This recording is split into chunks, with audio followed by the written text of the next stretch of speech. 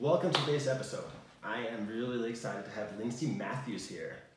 Lindsey, aka, as she put in her bio, Trainer Lindsey, is a badass fitness chick from Salt Lake City, Utah. And I've known Lindsey for the industry for like 4 or 5 years now. Yeah, it's been a while. Yeah, and kind of followed her growth within this and everything that she's been able to do. And she's the perfect candidate to come on this podcast. Thank and you. all you women out there, you need to listen up. You need to turn up the volume and tune into what she has to say, because she's an inspirational woman and been able to really redefine what success looks like for women, in my opinion.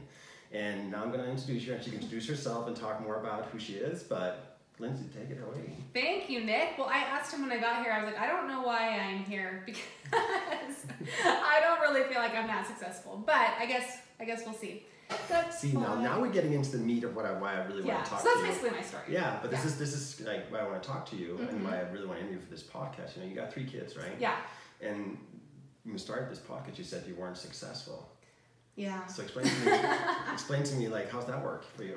I don't know. I just still feel like this is funny. I don't feel like, air quotes, Trainer Lindsey. I feel like Lindsey Matthews. And so if someone, like, when I work with FitCon, it's a big fitness convention here in Utah. When I work with them, if they call me Lindsey Matthews on things, I feel uncomfortable. Because Lindsey Matthews is not successful. Lindsey Matthews is a mom. Like, that hates to leave her house and likes to wear sweats all day. Like, that's Lindsey Matthews. So you created an alter ego, basically. Kind of, like Batwoman. Yeah. Or like Elastigirl. That's, yeah. And like, I feel more comfortable if someone introduces me as Trainer Lindsey if I'm speaking at something, because I guess she can be successful, that's fine. But Lindsey Matthews just wears sweats and hates to leave the house. But the whole question is, like we talked about before on this podcast here, is this whole, like, you know, I bet you see this from all over the world too, everybody you talk to and the hundreds of thousands of women you've been in contact with, this whole, like, awareness level about what you're working towards, right? So you said you have some thoughts about that aspect of it, like the self-awareness and fitness of understanding, like, health versus aesthetics, for example. Yes. Okay, so the health versus aesthetics thing, yes, I have a lot of thoughts about that. And I don't know, maybe this is kind of a tangent off of where you're going with it, but I find that so many women, especially as they watch my competing journey, which I competed this year for the first time I had it for a couple years, and then I came back to the stage. People will say, I just want to look like that. I'm like, I don't even look like that most of the time. Like, it's been 5 weeks today since I was on stage, and I don't even look like that anymore, you know? And so it makes me so sad when I see people that are like, I just want a 6-pack. I'm like, why? Why do you want a 6-pack when it's not sustainable, for one thing, for 99% of women? You know, it's going to be something. So, okay, this little story. With one of my clients, she was like, I can't decide if I want to keep dieting, eating at a caloric deficit, or start a reverse diet. And I'm like, well, kind of, what are your thoughts each way? And she's like, well, I feel like my legs could still lean out a little bit. And I'm like, okay, keep in mind that to lose that stubborn fat, maybe that you're talking about on, like, your glutes and thighs, that's probably going to be like the last 5 pounds for you, which is also going to be the first 5 pounds that's going to come back. And so if you're training for competition, sure, you grind until it's gone, knowing it's going to come back, you know? But if you're not, what's the point? Why would you do that when the minute you start to increase your calories again, which you know you're going to have to, it's going to come back on? Like, what's the point? And she's like, yeah, I guess I never thought about it that way. I'm like, anyone's stubborn fat is not sustainable to keep off. So why kill yourself to try and get rid of it in the first place? And so that's what makes me sad, when people will just diet and diet and diet for years, trying to get a 6-pack or, like, lifted glutes or whatever it is they're going for, when they wouldn't even keep it anyway. Like, if they just changed their mentality and like worked on self-love and self-acceptance, then they could have had just so many more rich experiences. So what is self-love to you? Like, what are some things you do for that? So I actually just did a video on this last week on my YouTube channel. So I try, this is kind of hokey, or what's the word? Hooey? What do they say nowadays? I don't remember what the word is. But it's like, I do affirmations. So in the morning, like, so whatever I'm struggling with, like right now, I'll be totally honest. It's hard to see myself gain weight from my competition, because I've been 2 weeks out from a show since mid-May. because I competed so many times over the summer. I mean, you know what it's like. But is it hard for you to see the scale or to feel your body changing? Like, which one is it? Both. Both. The scale is hard, but I'm seeing my body changing too. Okay. And so, but I'm telling myself, even if I don't 100% believe it, that I like it. And so you just keep, telling yourself over and over again, like no, I like my body better now, with a little bit more curve, with a little bit more fat. Like, it looks healthier, I look stronger, I don't have to be really, really lean. Even if I don't 100% believe it, if I just keep telling myself that every single day, I know I will believe it, because I've done that with other things in my life before. Even when I used to teach boot camp, and I would go through times when I would just be like super tired, because I taught boot camp from even when I had my third baby. And so she was little, like baby. Like, I was teaching camp when she was, a couple months old and stuff like that. And I would kind of dread it sometimes because I was just tired. And it's hard to go there in front of a group of people and have the energy, And so I just told myself, no, I love it. I love it. And I did when I told myself that.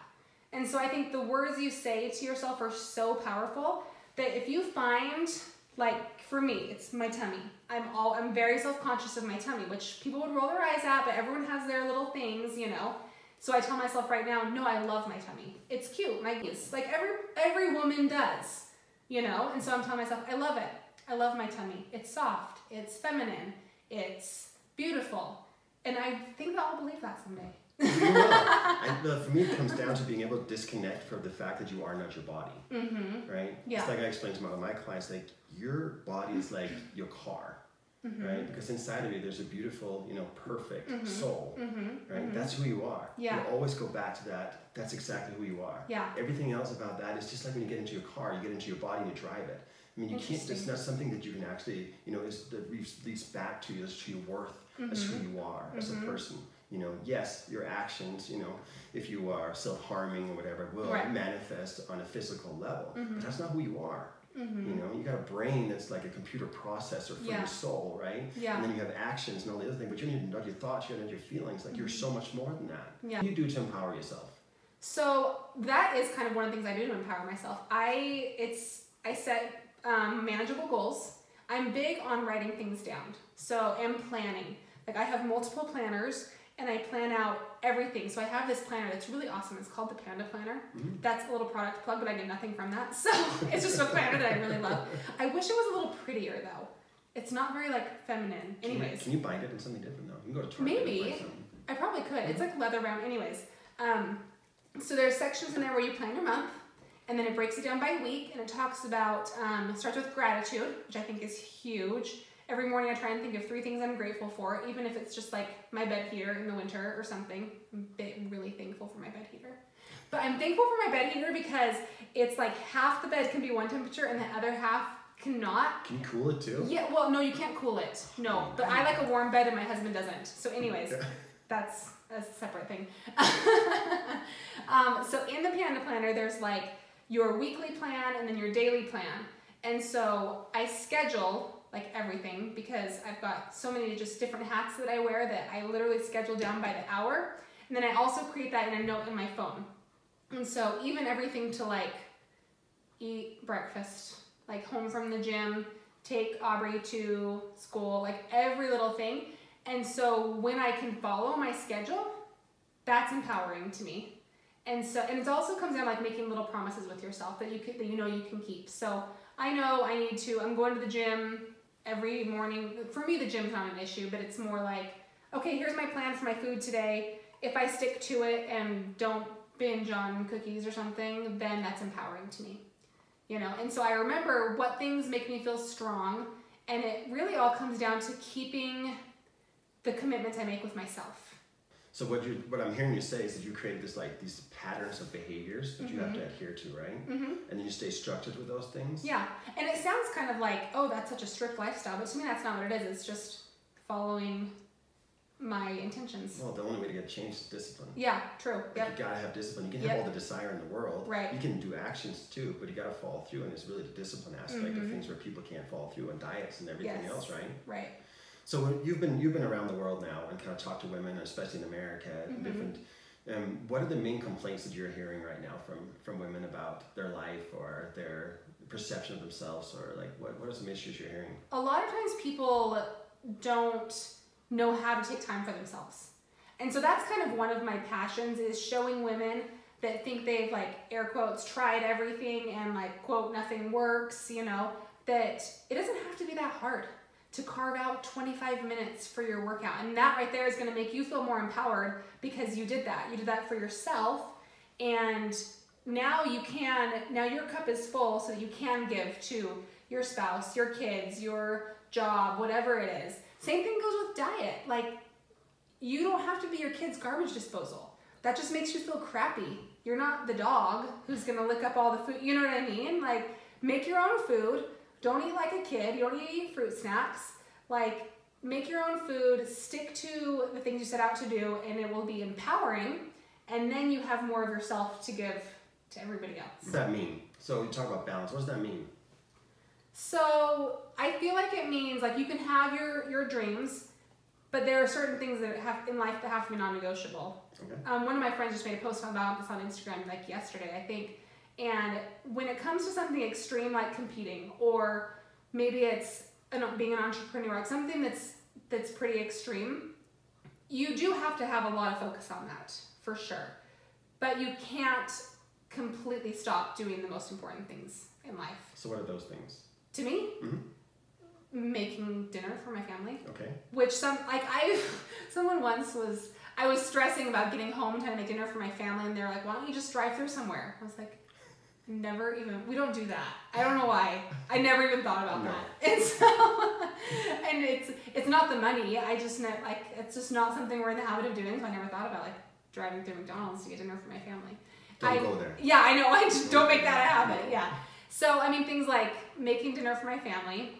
I am not the tidiest person, but I'm something that I'm working on because I love a clean house. And so things like picking up after myself, that's important. Not always that good at it. My husband would be like, psh, that's like, that's definitely negotiable. Just, helping my kids with homework when they get home from school, like 3 or 3:15 or something.